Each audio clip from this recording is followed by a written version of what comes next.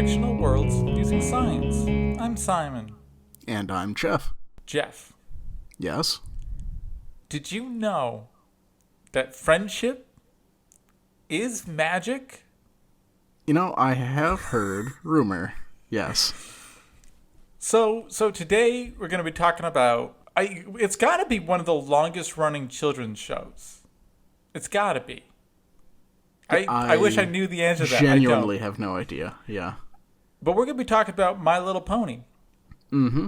For those who don't know, maybe, Like me. Yeah.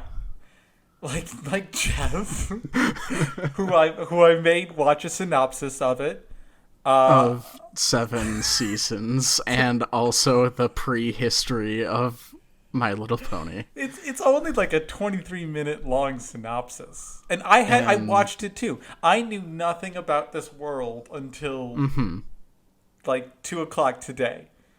Yep. Sounds about right. I would like to thank my girlfriend Ashley for suggesting this to me today. Oh, man. And I thought she was cool, people. I'm going to have to take that back now.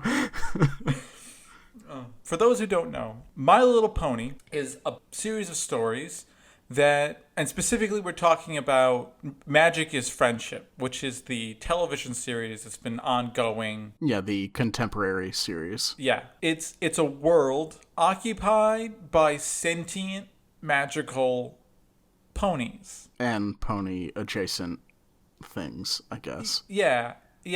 There is like a creature who's definitely like chaos is definitely, or Discord. Discord is definitely not a pony. He's like got like a ram horn and an antler, and he's weird. A bunch of just terrible chimera. Yeah, he's the embodiment of chaos. And so, what are you going to do? The story follows a pony called Twilight, I think. That was her name? Yeah, I'm going to go with that. Yeah, maybe something like that. I realized out of everything we've done so far, this one might be the worst to get the lore wrong for. You mean the one that we're most likely to get the lore wrong for? So I'm sorry if I do. I've never really been interested in this show. It is incredibly complex and very confusing. Yes, it is very involved, and it's like, even a very good explanation does not explain it well. It's like if James Joyce decided to write a children's show about ponies, and this is what you get. It's Joycean. So it follows a pony named Twilight and her adventures with her friends Rarity, Rainbow Dash, Pinkie Pie, Fluttershy, and Applejack. I like Not that. sure if those are right. I think they are. At least by the end, by like season 5 or 7, they at least exist, and they are main story ponies. Okay, I'll take your word for it. I still feel like that's not right somehow. Why not? Because you know so much about it? Yes. Yes, that's exactly why. So it's just their story. So one of the things, I think the first thing we need to talk about is the ponies are subdivided into 3 types of like overall ponies. Flavors of pony, I guess. There's the unicorns, which are magical. The Pegasi. Well, Yep. They're all magical, aren't they? No, they're not. They're not all magical.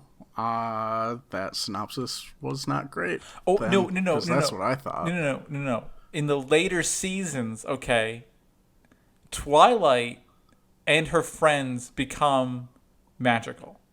Because Twilight Sparkle, by the way. Yeah. Oh, sorry. Twilight Sparkle. Yeah. Jeez. Sorry. So Twilight Sparkle becomes magical. That's where all the story comes from, because she is the power of friendship. Okay. And she's also the embodiment of magic. Sure. So there's the unicorns, which are magical. Specifically, like, they're really specifically magical. I do agree that there are some cases where, like, Pegasus, who can fly, kind of have magic too. Like, Right. yeah, they can fly. They're horses. And then there's the earth ponies, which are just ponies who are sentient. Right. So, obviously, the easiest explanation for a large amount of this is that this is just a world where ponies are sentient. I mean, like, there's still a lot going on, I agree, like, beyond that. But I think that should be that's a good starting place. These are sentient. Okay, yes. The basic premise is that they're just in a world where ponies are the dominant life form. Yeah, it's why their heads are so much larger than their bodies. Because they have the brain to body mass index closer to humans, obviously. Right. And so they can facilitate larger eyes and look cuter. Exactly. Much like humans.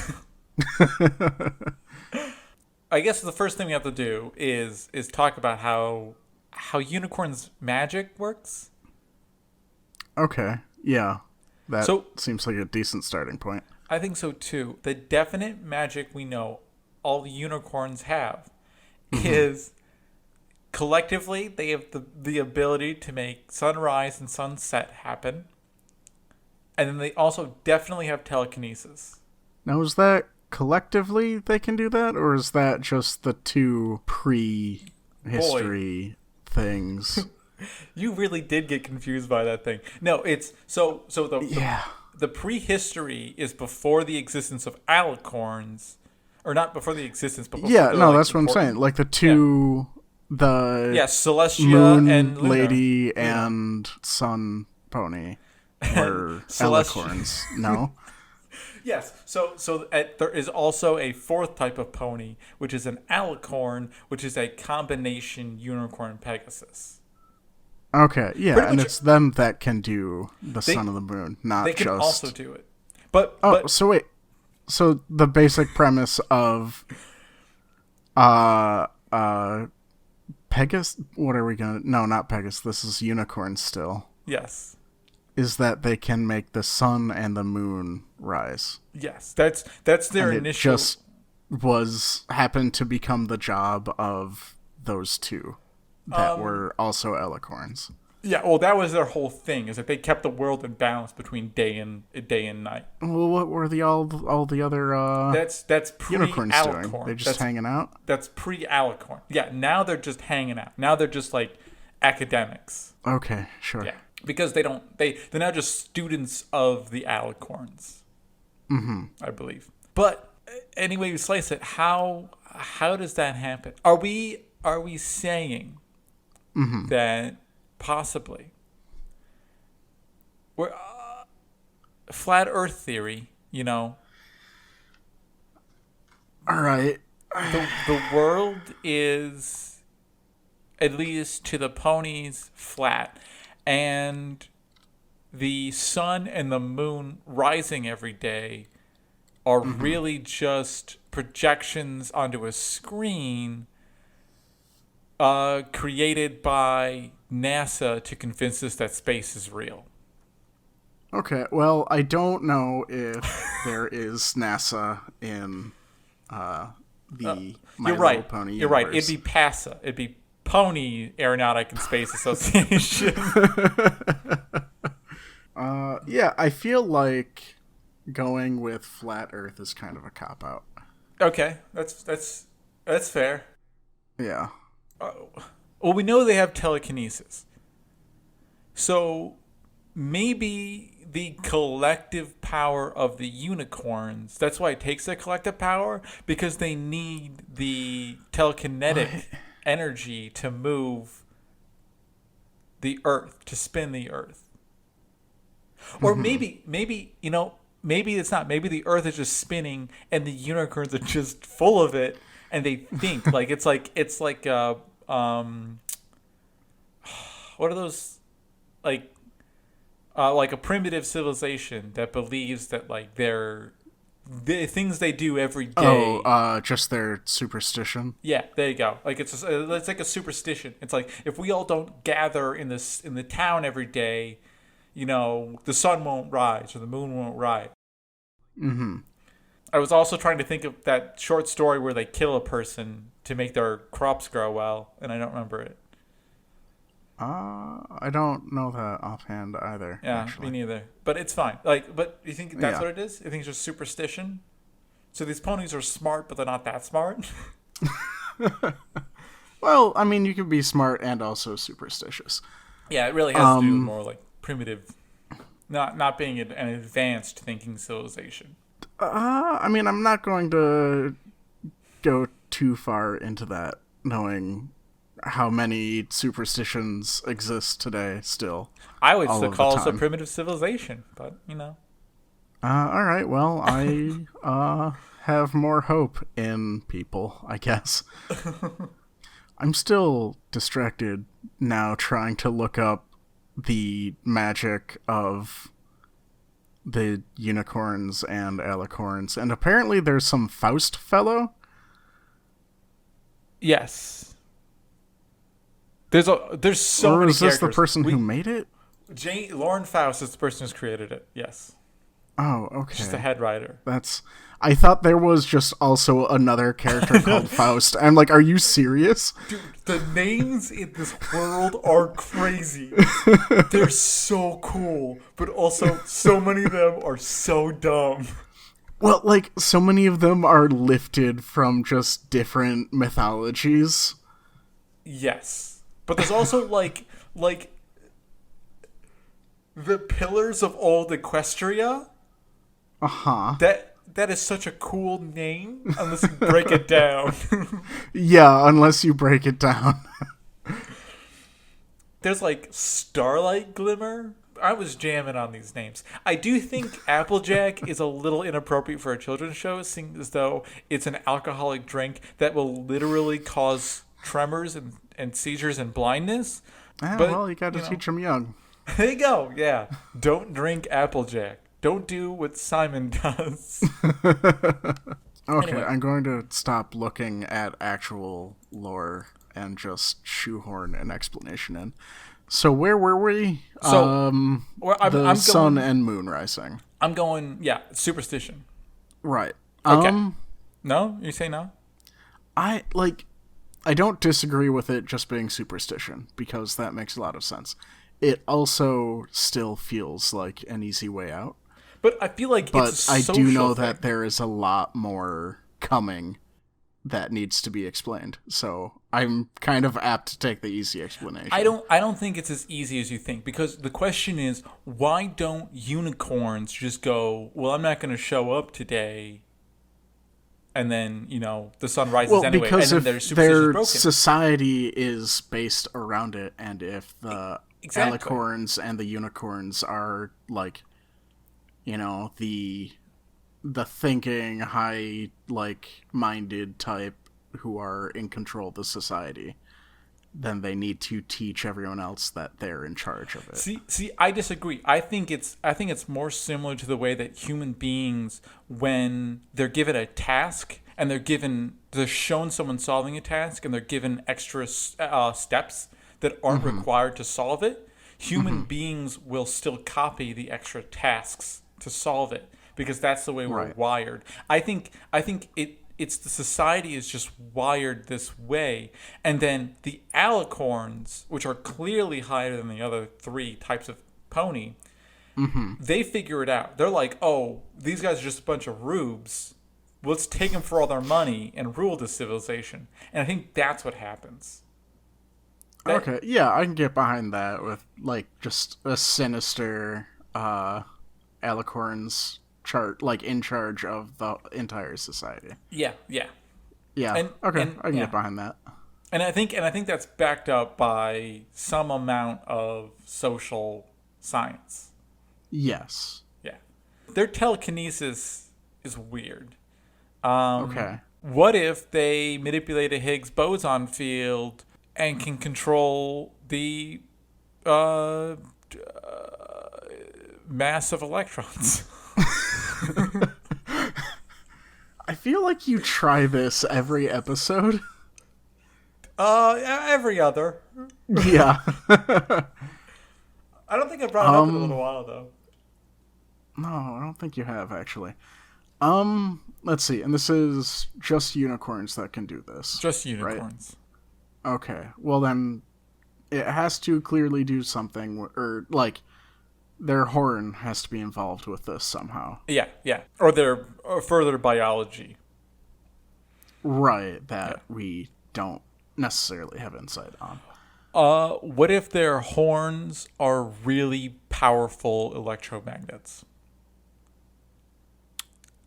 And they are so strong, they cause London dispersion forces in, everyday materials. So they can lift like metals and plastics. They're not great probably at lifting salts, unless the salts are like really big, like, I don't know, francium salt or something like that. They're like on radioactivity. Yeah, well, I mean, I don't know what they have picked up in canon, so I'll just accept that they're really powerful electromagnets.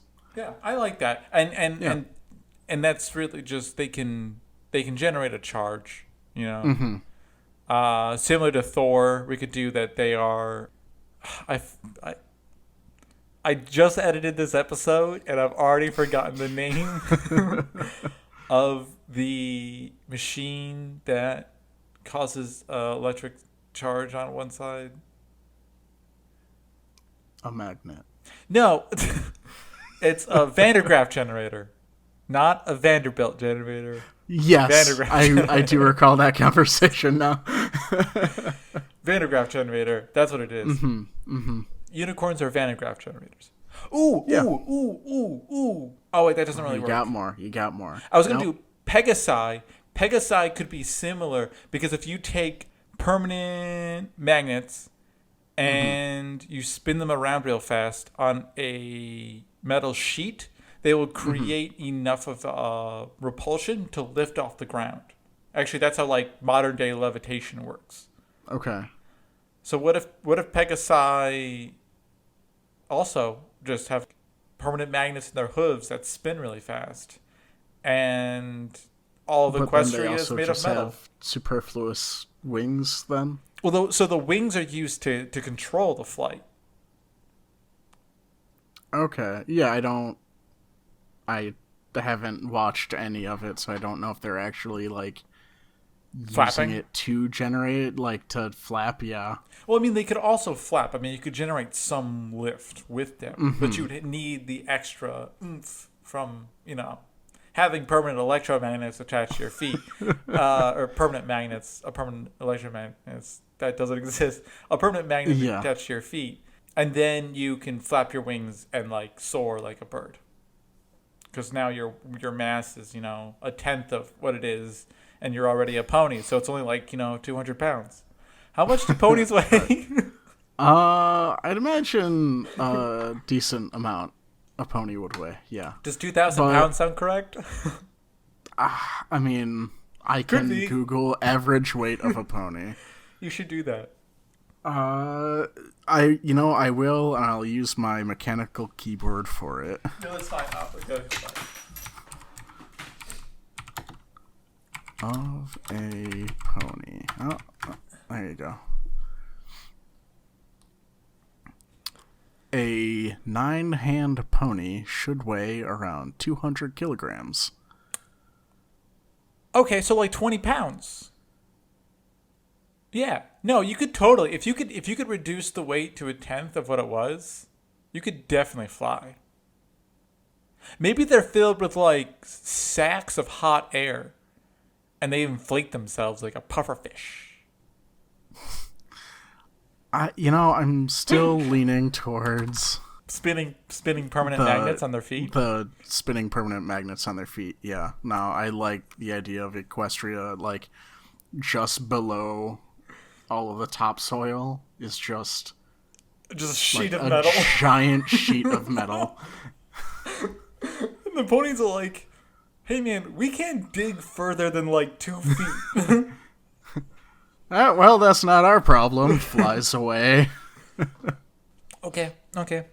I'm fine with that too. I like that idea, and I like the fact that the reason even though these ponies are so smart, the reason electricity hasn't been developed is because it just messes with the unicorns and Pegasuses so much. Right. Yeah, that makes sense. It's the devil's magic. And then Earth ponies are just normal sentient ponies who can farm really well. Right. I'm sure they have like Earth magic or something. I don't know. There wasn't anything about them in the synopsis, so I didn't write down anything about them. So feel free to reach out and let us know, and we'll make a correction second episode for My Little Pony. Oh, totally. We are definitely coming back to this, man. If we can. Oh, great. There's so much lore. Anyway, I did have an idea for currency is friendship, because that's what it seems like. I'm burping this whole time. I'm just gonna currency is friendship. I think the currency of this world is friendship. Which, I mean, I'm just on a social science kick. Do they buy and sell goods? Like, do they have currency? But pretty much that's what they do. You make and give things to your friends. So the more friends you have, the more goods and services you can accumulate. Okay. So I'm saying well, that... I mean, that's not like a trade medium that I would call a currency. That's just... I think you're being pedantic. Well, welcome to our podcast, Pedantic Handwavium. I wouldn't call that currency. That's just, capital? Like, I would call social capital, that's what maybe? I'm saying. This is social capital. Yeah, that they just trust. Well, that'd be trust, not friendship. Yeah, economies are based on trust. Our current economy is based on trust. I'm not disagreeing with that. Like, you, give goods and services to people that you trust. Sorry, to ponies that you trust. And and you trust them to reciprocate. Yeah. I think yeah, you could break it down, get into the minutia. Uh-huh. I'm going to say you could totally call friendship currency. All right, well, we can agree to disagree on what friendship and trust is. So the other thing we could talk about is since friendship is like a thing in this world, you know. Right. Well, I mean, it's a thing in this world also. Yeah, but we don't have the power of friendship. So there's two components to the power of friendship. Okay. Yep. That I don't think we have in this world. Well, go on, because I think friendship is pretty powerful in this world. Can be used as a currency, even, maybe, I guess. You're just gonna be bitter about that. So there's the fire of friendship, which is a literal fire, and there's also the power of friendship, which is released when all of the ponies that embody the components of friendship come together and banish the changelings. And it's a giant ring. You jumped right into My Little Pony deep lore. Okay, so that's one thing we do have to talk about. Changelings are ponies that can disguise themselves almost automatically as any other creature. However... Okay, are they disguising themselves as any other creature, or are they, taking on the abilities of other creatures also? Disguising themselves. More like holograms, not like... Not like Ditto. It's not Ditto, it's... Okay, it's not the Pokemon Ditto. Yeah. It is a manipulation of light. I think it's... I mean, it might be. I'm saying it's more like that. Okay. Well, yeah, so you're saying a changeling that looks like a unicorn can't levitate things. Yeah. Okay. Maybe they can, but it's innate to the changeling that if they can do that. Because changelings do have wings. Okay, and they can just also do all of the things that other ponies can do. Yeah, I think so. They have that. They're still ponies. So some of them are Pegasuses, some of them are not Pegasuses. The other ones unicorns, and also just ponies. Yeah. Okay. They're not just ponies, dude. They're earth ponies. Oh, my bad. Sorry. They're just ponies. Yes. So yeah, we could go holograms. They're probably like crystalline, or have some kind of Right. crystalline Structures about structures. them. Yeah. Yeah, that allows them to kind of suspend and disperse light from the inside of them in a specific way where they can alter their appearance. It's kind of tough though. Yeah, I don't like holograms because that's not how light behaves. Like the only good holograms I've ever seen are made of like very thin strands of like fiber optics. Yeah, sorry, Yeah. thanks. And you can really only make really specific images with them because you can't really get a great 3D effect out of them. Because Yeah. you can't stop light midway through its travel. So you can't create like a donut shape because that involves light to enter and appear and then stop appearing and then appear again. The other thing could be that maybe they're like manipulating perceptions. That's what I was leaning towards, actually. But that's pretty, I mean, Yeah, that's also very involved, yeah. too. What if their whole bodies are like LCD displays and they really are just copying like color and general shape, and they just have to follow like red, green, blue.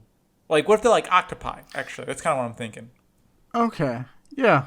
Yeah, I can get behind that. Well, is it more than just pigments that they're changing? Like, I have no idea.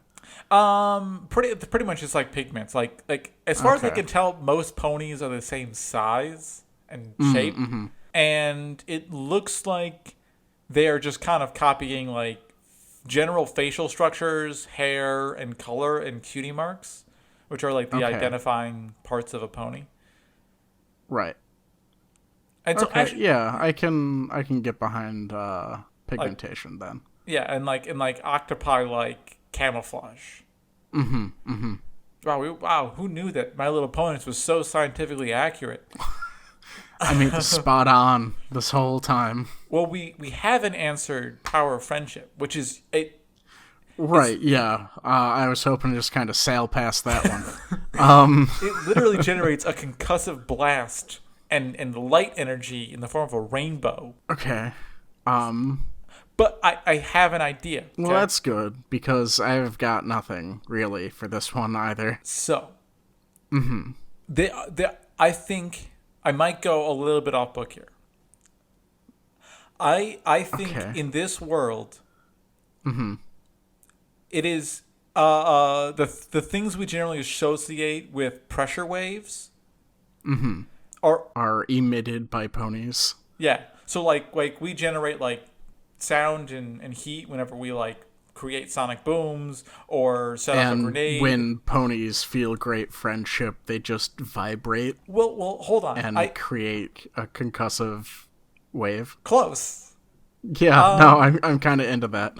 But like I feel like the light and all that. I think in the physics of this world, when you create a concussive blast like that, something about the way maybe they're seeing like infrared or something like that, but they're seeing like a burst of light. Right. And maybe it's just high energy enough that it breaks into visible light whenever they do these things. Or maybe it's something about like there's a specific component to their air that kind of acts like lightsabers. Like it interacts with the pony vibration. Yeah. And so when it is excited, it releases like a visible spectrum. Right. Yeah, I like that. Yeah. So and the power of friendship, I think, is a biochemical like oxytocin reaction. Yeah, that's just biochemical. Like, yeah, that's maybe simple enough. Maybe it's like a really crazy defense mechanism that's inherent to ponies. Like when the whole tribe feels connected and trusted and in danger, they can release like a flashbang. Yeah, because they're like all relying on each other to keep each other safe. Yeah. They're I like get that. they're herd animals like normal ponies. I can get behind that. I don't know if it's a vibration. I don't know what the like physical mechanism would be for something like that. Farts? I don't know. Like, Back to farts. No, it doesn't necessarily have to be like a vibration. Like it could be they like emit whatever chemical, and like when a it phosphorus? gets something. But when it gets to high enough concentrations, it interacts with like their nearby atmosphere Oh yeah, to like cause that explosion of light and friendship. like spontaneous combustion of like dust particles, like sawdust and Yes. sugar does this. Baby powder does this too. Yeah, Yep. yeah. So maybe they just like, and then, boom, and they are just somehow. Oh, was that impervious to first it. noise you made onomatopoeia? Yeah, that was onomatopoetic. Oh, okay. I thought there was something wrong with your mic. My apologies.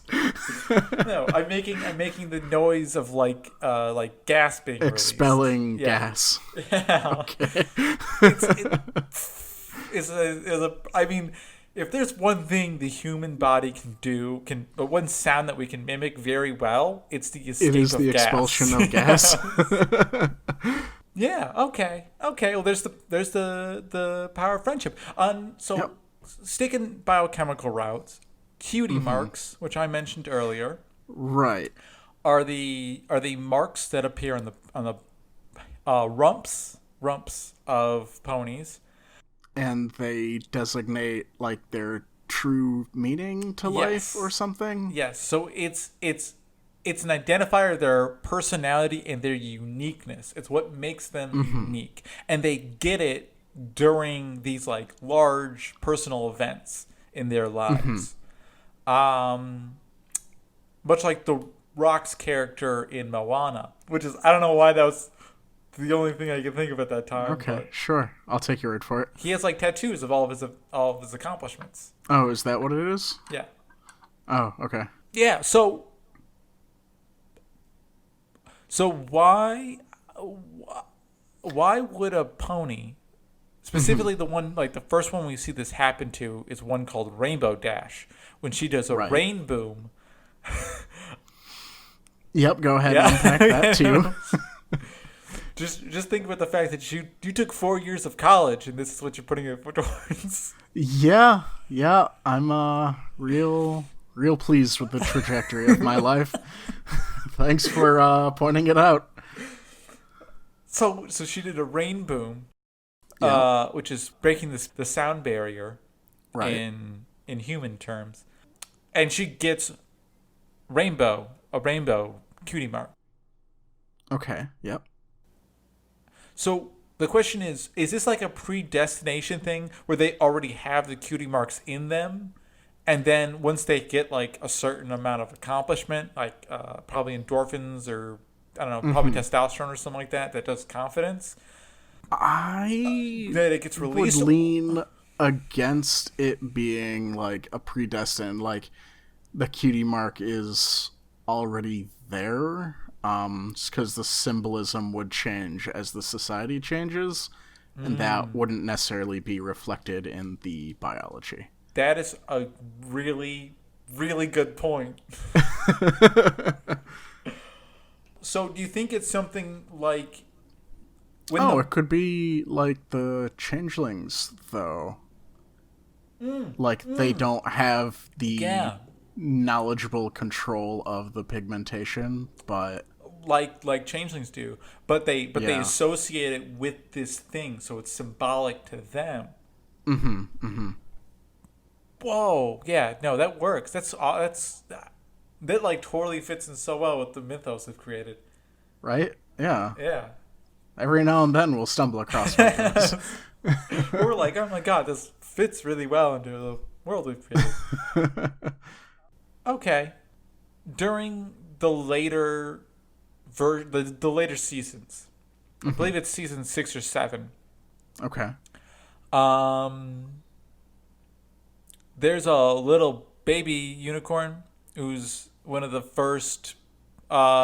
She is the first, like, born alicorn. It's a weird. Oh, creationist yeah, world. that's something that we should probably have touched on. My understanding of it is that alicorns are like designated as alicorns and then become super ponies or something. Yeah. So I think all alicorns were originally normal ponies, and then they get elevated to the status of alicorn. Right. But I don't know Who if that's true of Celestia elevates and Luna. them? I don't know, because I know Twilight gets elevated by, first of all, her control of friendship, and which gives her the power. And I every single time I say the power of friendship, You die a little inside? yeah, a little bit, a little piece of me just, like, my brain hits it, and I'm like, wait, what? What did I just say? So whenever because she has the power of friendship, and friendship is magic, Right. she gets elevated to the status of alicorn, and by Celestia, who's this like all powerful alicorn. I don't know how Celestia got it. It is not the, like, Celestia that had elevated, what, Twilight? Twilight, was it? Yeah. Twilight to alicorn. She just recognized that she did.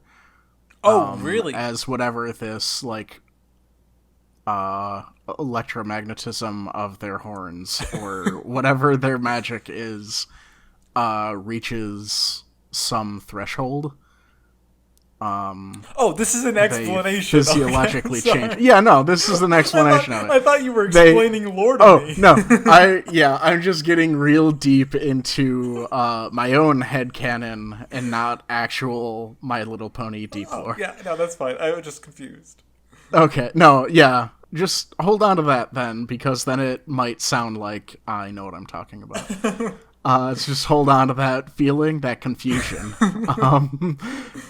Yeah, so once the pony's magic builds up to a certain threshold, they physiologically change to become an alicorn. So it's like a metamorphosis. So it's like Right. yeah, like a tadpole becoming a frog, becoming a dead frog, becoming a egg, becoming a tadpole. Yeah, I gotcha. Yes. Circle of life. Okay. So the question I Yeah. have is, are these three separate species of ponies that meet, and they just happen to have the same? Are they final different metamorphosis? species, or like, I don't know, can they create Interbreed? viable offspring between themselves? You know, Or maybe there's just like a real racist implications and social pressure to. Oh man, there's like so much, like, everyone is racist to the Earth ponies. Like, that's in fiction canon. Earth ponies are like, they're the scum. But they all have to work together, because if they don't, then they all will die. Yeah, you need a worker class to create all of your food so that you Exactly. can think for them. Yeah, they're the serfs. Right. Oh man, that's tough. I don't think they get into it that specific. Really, they don't reproduction. discuss The sexuality of interbreeding ponies. between ponies. No, well they do. So we know ponies of the same type, male and female, can have offspring. There's one Right. baby in the entire show. Right. I don't know if they go into different types of ponies, mainly because most of the ponies are female anyway. In fact, if a pony is a male, there's like an 85% chance that it's evil. Okay. Like, all of the villains, except for one, I think, that were discussed in our summary, two, Right. were female. And that's out of 7 seasons and the back lore. But like Discord, Shadow Pony, the other big dangerous guy, the big red guy, are all men. The evil king, he's also a male.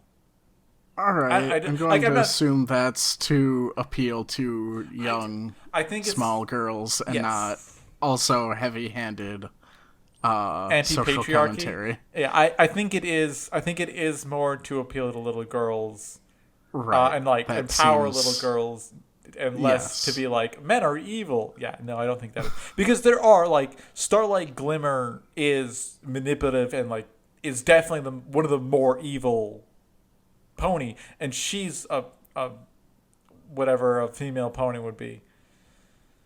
A Female pony. pony. Yeah, sure. Oh wow, I totally lost place. Oh, that's right. Reproduction of ponies. I'm gonna Yeah. say Yeah, I think it's Yeah. just like a real racist society where they that's where they keeping them keep them separated. Yeah, maybe that's Yeah. how you create alicorns. Maybe Well, I think it's well, so maybe okay. these Yeah, are continue. 3 species that had geographical drift to spawn new species, but they still can create viable offspring between them. Right. And an alicorn is what happens when you get enough of the mixture between the genes to spawn a creature who will have like the right chromosomes to metamorphosize into an alicorn. So what's her name? Twilight Sparkle I think is probably like the really difficulty with that though is they're so like phenotypically like one kind of pony. So if there was some sort of like genetic mixing that would like trigger the alicorn metamorphosis, that is what I'm a combination. saying is there's one species of pony. Probably not alicorn, just like pony. And then there's like I don't know, like a big flood that separates out the 3 species of pony for a few generations. Not like thousands of years, but just a few generations, enough for them to develop like horns and wings and rotating magnets, which is something they might have already had Yes. in their genetics. But it's just enough that they can unlock that portion of their genetics. Yeah, so they become specialized. Yeah. And then the flooding stops. And then they're Right. allowed to Yeah. mix again in Equestria. So I'm saying that it's like a Goldilocks situation where they've had enough time to just develop a little bit of different phenotypes, but not enough where they're completely different species, like completely different and unmixable species. Right. I don't know if that exists in the real world. I don't think it does. But it just has to be theoretically possible. That's what I'm saying.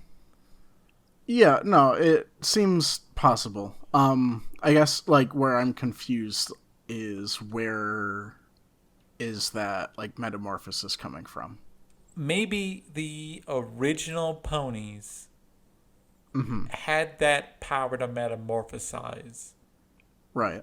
And then, so it's only the mixture of the 3 different ponies in a really specific way that allows them to metamorphosize later on in life. And, like, the ones that exist already, like Celestia, are just old world ponies who've always had that ability.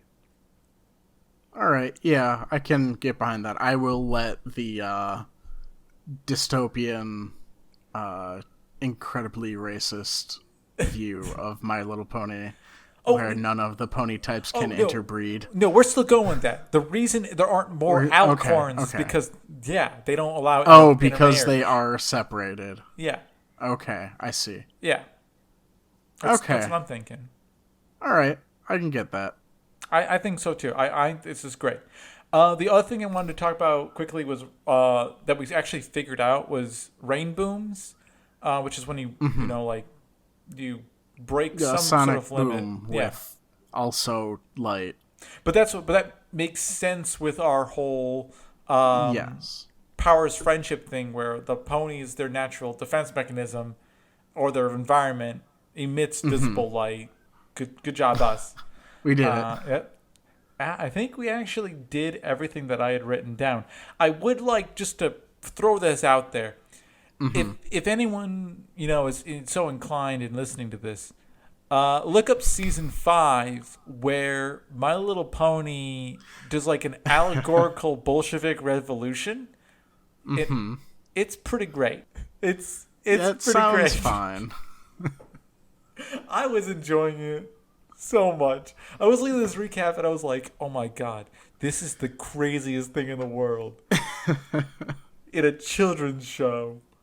They are definitely just like scraping the barrel for storyline. Like, what will keep these small children and also adults entertained? The adults who are very into the mythos of My Little Pony. It's so Orwellian. The Bolshevik Revolution. Like, the little ponies they're imprisoned and re-educated, like in 1984, like to follow the state and like just be happy with what their lot in life. It was crazy. Yeah, that sounds super dark. Like, I'm not comfortable with that being in a kids show. So dark.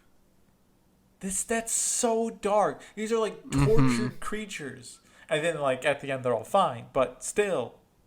This is a world without still terrifying. Yeah, this is a world without PTSD.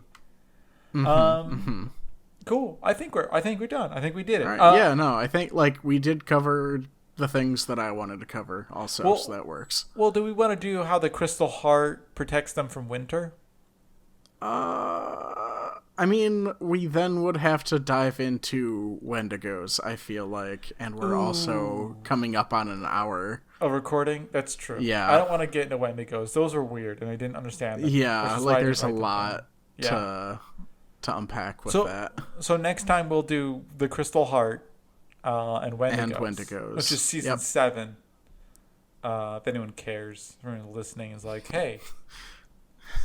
I need to, check up on this My Little Pony deep lore so I can complain about these two guys on the internet later. Who have, yeah, exactly. Yeah, complain all you want to other people. That's my motto. Make sure that they also listen so they understand what you're complaining about. Yeah, exactly. If they say, wait, I don't understand this podcast that you're talking about, you can say, hey, here's a website. It's pedantichandwavium.com. Or, if you don't want to type out that whole thing, you can just type out pedanticHW.com and send it to them. Or you can just direct them to any podcasting app like iTunes or Spotify or Stitcher. Or just RSS feeds and have them listen to it there. And if you don't want them to do any of that work, the work of going to go find it, we are also on YouTube. And you can just literally just grab YouTube, not the whole thing. Physically throw all of YouTube at them. But you can grab the URL from YouTube people, and just throw that into a URL shortener. Yeah, and just a it'll tiny be URL. Like 6 characters. Yeah, and just send it to them over the web. Super easy to click on. Yeah, super easy. Load right up. And they can just listen to it in their ears, and then they'll come back and be like, well, these guys are funny, but I understand what you're talking about. Yeah, they did destroy the lore of My Little Pony, and they're monsters. But, Yeah. Also, alternatively, if you enjoyed this, go to all of those same places and leave a comment about how great we were. Or what a great job we did. If there's a lore you want destroyed, give us a suggestion. Yeah, just reach out on that website, pedantichandwavium.com. There is a contact us page. We are just flooded with suggestions, but we're always happy to take more. Yep, so many suggestions all the time. Yep. Which is, yeah. Thank you, Joe Sopchak, for writing our theme music. Do we want to mention... Thank you, everybody, for listening to Pedantic Handwavium. I've been Geoff Conrad. And I've been Simon Kozik. But I'm no longer. Yep. Nope. That was the implication when I realized what I started to say. Oh, no, the pony of shadow! I have been locked in limbo by the pillars of old Equestria in Ponehead. that was just a spoiler. So.